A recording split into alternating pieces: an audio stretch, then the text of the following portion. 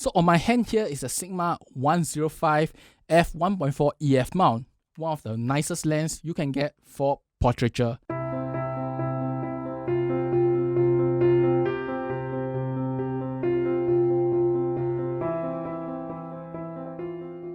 I'm Richard and welcome to ZP Productions, and this is a Sigma 105 f1.4 for the Canon EF mount. It is one big of a lens with a really huge front element. Now before I start, I'd like to thank SLR Revolution for loaning me this copy of the lens to test, but I have to return it really soon. Now before we start, let's take a look at a very short video of me taking a photo shoot with Riiyuukii testing out this lens here. Hello, my name is Riiyuukii. So today we'll be doing review for this lens here, the one that she's holding now. This is the Sigma 105mm, and we'll do a photo shoot, and then after that we will go back to the studio and post the photos up.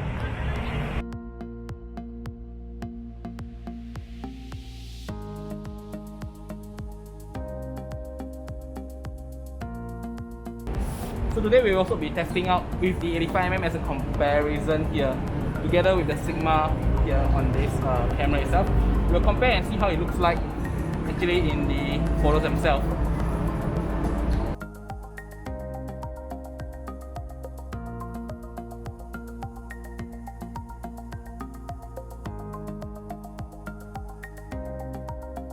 Okay, the photo shoot has ended, and thanks to Riiyuukii, she's helping me and holding my camera here. And we'll see you back in the studio later. Bye bye. Say something. Bye bye. Now, welcome back to the studio. So, I did a photo shoot with Riiyuukii using this lens here, and this is one heavy lens. But let's talk about it in this short little review. And is it worth it to get this over the RF? Now, a few of you asked because actually, in fact, if you ask me, both of them are very comparable lenses. They are short telephotos. They are meant for portraiture. But of course, there are differences, and we'll talk about it in this review. And these differences may make a difference when you are choosing between the Sigma or the Canon RF. And let me put it down because this is one heavy lens.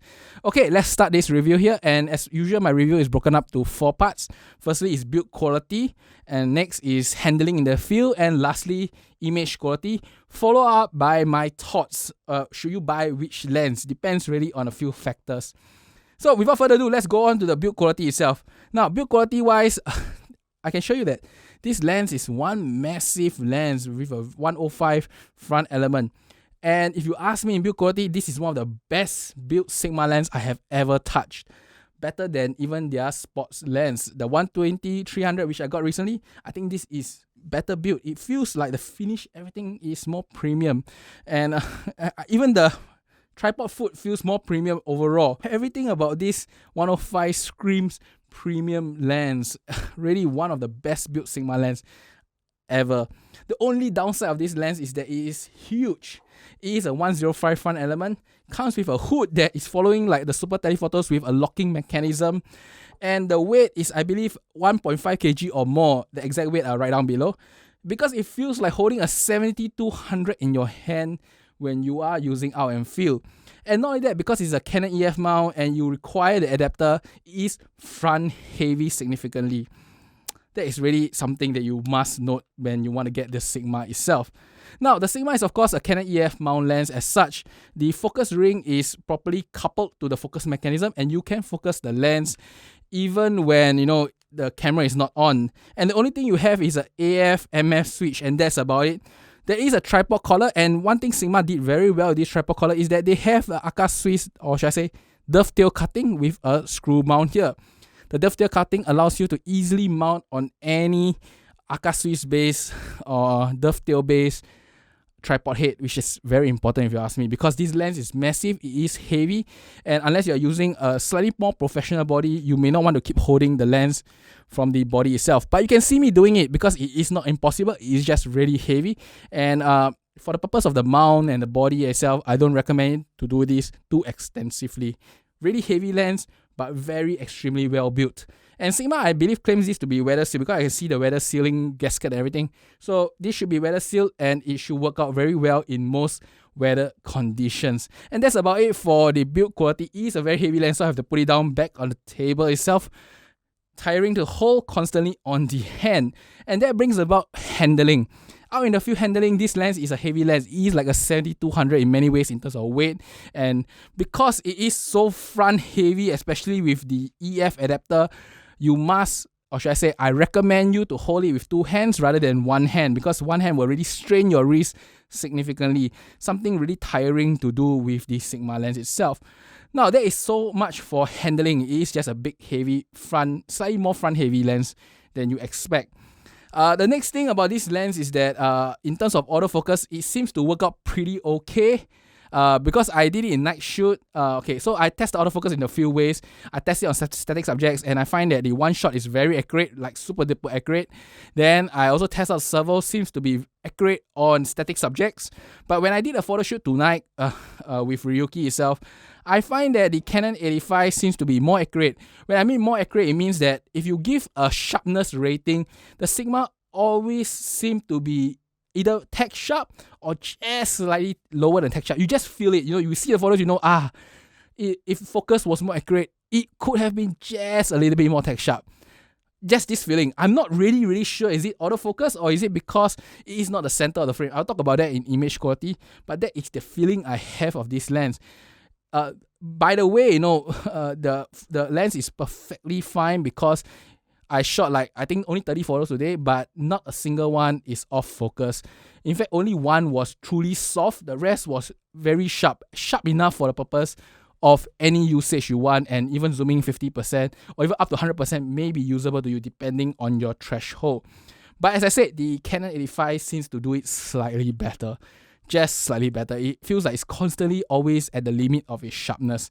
That's the feeling I get out of the Canon, and that's the feeling I get out of the Sigma itself. Now, the other thing about the Sigma is the IBIS. Now, IBIS, when I shot in the field, as I said, it is a night shoot, I use constantly 150. It seems to be perfectly fine.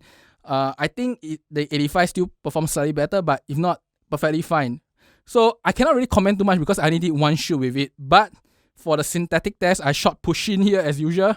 And if I do it at 1/10 of a shutter, I get 60% sharp. So I still think that it performs really well.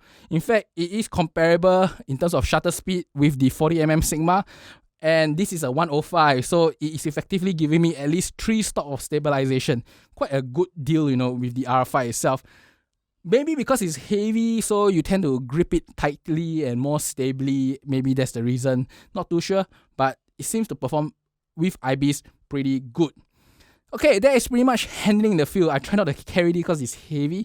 The next thing I'll talk about is image quality, and there is a lot of comparison here because I believe that if you were to buy this lens, and by the way, this lens is not super expensive, but it is not very cheap either, you may actually consider the RF 85mm.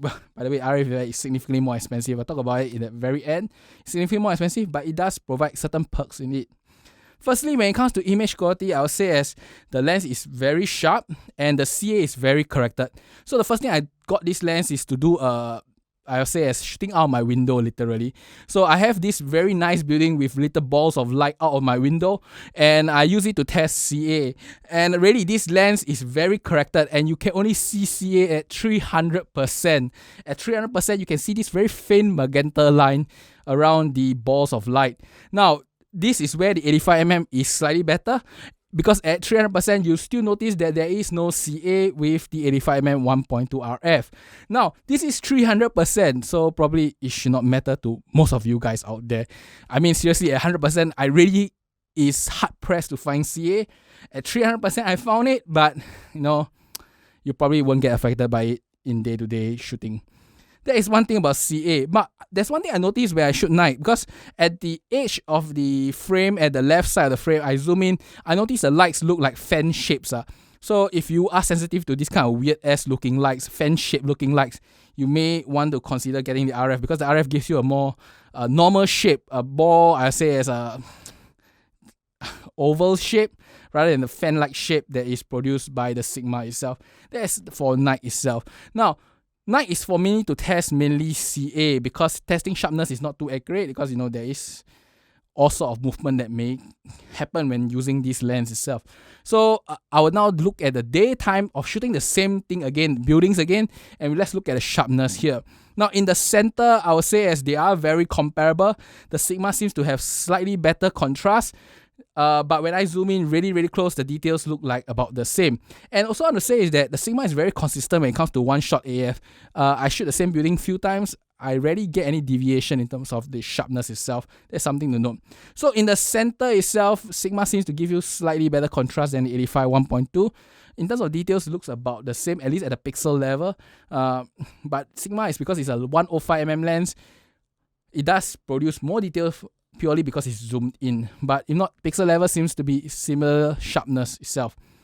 That is for the center of the lens. And now if you look at the left and the corner itself, now the RF 85mm 1.2 is definitely sharper. You can tell that the RF is producing a slightly sharper and a slightly more contrastier shot at the side and the corners compared to the Sigma itself. And I'm saying that because it's noticeable, but once again, the Sigma is still very sharp. It's just the RF is ultra sharp. No, so if you want to put it in a rating scale, this is like 95% sharpness and this is like 98% sharpness kind of stuff. So to most people, it really won't affect the way you shoot. But if you are sensitive to sharpness, yes, the RF overall through the entire frame produce you slightly better quality. Now there's one thing to also say is that the Sigma seems to have more vignetting. You look at the clouds in the shot itself, the Sigma does produce you darker clouds at the corners, so there is vignetting. The RF 85mm seems to produce you less darker clouds, less vignetting. So there's something to note. And the RF is of course brighter. It is about a third stop brighter.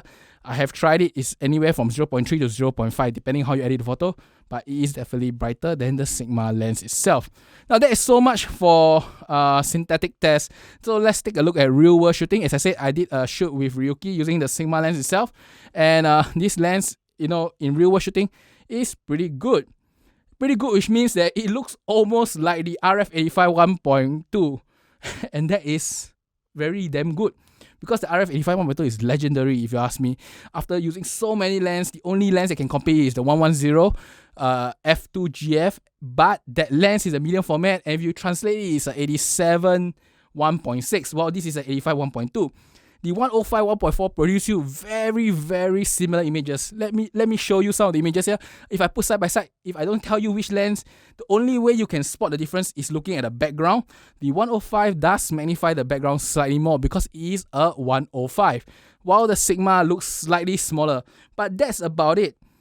However, I just want to note one thing. Even though, yes, the background is slightly smaller, but if there is a spot of light, the light looks bigger on the 85 1.2 compared to the Sigma 1.4. I do not know why. Maybe the true image circle on this is slightly bigger than this. Maybe, but at least the front glass looks bigger on this. But the bokeh ball does look bigger on the 85 1.2. However, other than that, everything looks the same. If you ask me, the bokeh smoothness, the overall look and feel just feels so similar between these two lenses that if you ask me either one of these lenses, I can get tricked. If you tell me that it's a 105 1.4, I will believe you. You tell me that's 85 1.2, I will also probably believe you.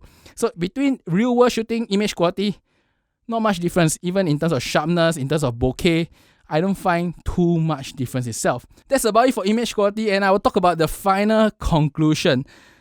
Now, I just want to say one thing is that the Sigma 105 1.4 is truly a very good deal, no matter how you put it. Because in terms of pricing, I'm not too sure about US pricing, but I'll put a B&H photo here. But in the Singapore pricing itself, this is 2,000 Sing dollars, about there. And this is 3.4K Sing dollars. So there is a difference, and the difference is huge. If you look at Sigma as the 100%, you have to add nearly 60% more to 70% more of the Sigma price to get the RF. And if you look at RF as the 100%, 3.4K as the 100%, the Sigma is just 60% of the price of the RF. You are saving a huge amount of money when you buy the Sigma. And that should be one of the biggest considerations. Should you get a Sigma or should you get RF? Where image quality is so close, you don't mind the weight, right? You don't mind the slightly, I don't know how to put it, slightly inferior autofocus, slightly slower, slightly not ultra accurate as the 85 1.2 autofocus. You don't mind carrying the weight. I think the Sigma is a damn good deal, really. 60% the price of RF85 1.2. And as I said earlier in the image section, if you tell me that's 85 1.2, I would have believed you in many ways. If money is really not a concern to you, the RF85 1.2 is truly still a more perfect lens. More perfect everything throughout. Sharpness at the corner, CA control, autofocus mechanism, and real world shooting. The bokeh is also slightly bigger, just really slightly bigger. Right. But this is like talking about a lens that is 98% of a RF85 1.2, and it is longer. So if you prefer a longer lens, this is still the lens for you. I think this is a very impressive lens. Very, very impressive. And between this lens and the 85 1.2 RF, if I didn't own the 85 1.2 RF and I didn't have the budget to buy the 85 1.2 RF, the Sigma 1.4 is the way to go. And if you have seen my last video, I'll say as the Sigma 1.4, 105 1.4 is the alternative to the RF, and I stand by that choice after testing the lens out. So if you're in the market for a short telephoto prime to have perfect image quality, and you cannot afford the 85 1.2 RF, the Sigma 105 1.4 is the perfect combination with the EOS R5 for you. As long as you can stand the weight, it is truly a big, massive, and heavy lens. I hope you enjoyed this short review here. Because this lens is something that I only hold for 2 days. I have to return to SLR Revolution already. Overall, I think this is a very good lens, and I do hope that I get a chance to borrow it one more time, maybe from Sigma Singapore, to truly test this lens out and finalize my thoughts. Because so far, it's so comparable with the Canon 85 1.2. And if you ask me that you only have 2,000 Sing dollars, or that is about 1.4k USD, I'll recommend you to get the Sigma straight away. Don't bother saving for the 85 1.2 RF unless you love Canon, unless you want to hold your camera in one hand, or unless you have a lot of money to burn. And that's about it for today's review. I hope you enjoyed this, and I will see you next time. Bye-bye. And I want to thank Riiyuukii once again for helping me out in this video here, very last minute. Thanks to Riiyuukii, and I will see you all again. Bye-bye.